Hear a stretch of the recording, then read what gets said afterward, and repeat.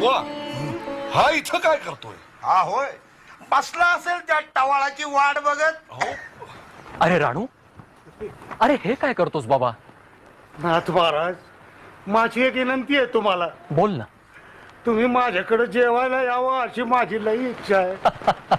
अरे एवढंच ना, उद्याच येतो मग.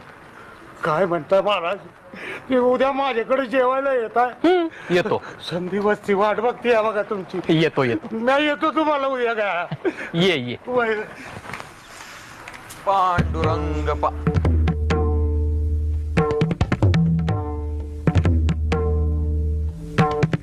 नमस्कार नमस्कार. काय म्हणावं या नाथ महाराजांना? हो, सरळ त्या राणूकडे जेवायला निघाले. अधर्म अधर्म, या शूद्राकडे जेवायला जायचं म्हणजे विटाळ करून घ्यायचा.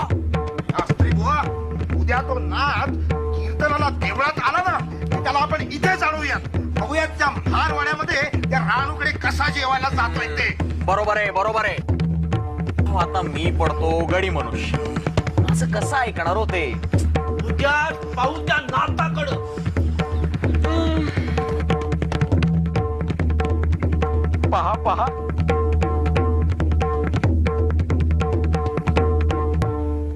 विठ्ठल विठ्ठल विठ्ठल विठ्ठल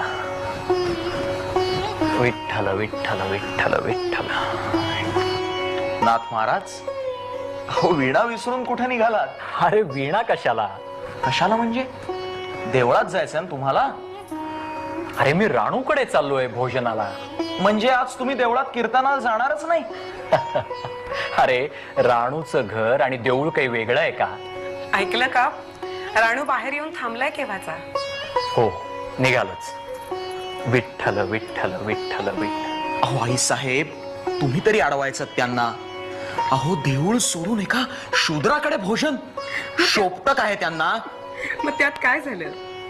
माणूस जातीवरून थोर ठरत नाही, तर वर्तनावरून तो श्रेष्ठ किंवा शूद्र ठरतो. छे छे छे छे छे छे. अहो पण देवळातलं कीर्तन सोडून एका शूद्राकडे भोजन. कीर्तनातून मनशुद्धी होते, तर कृतीतून आचार शुद्धी होते. श्रीखंड्या,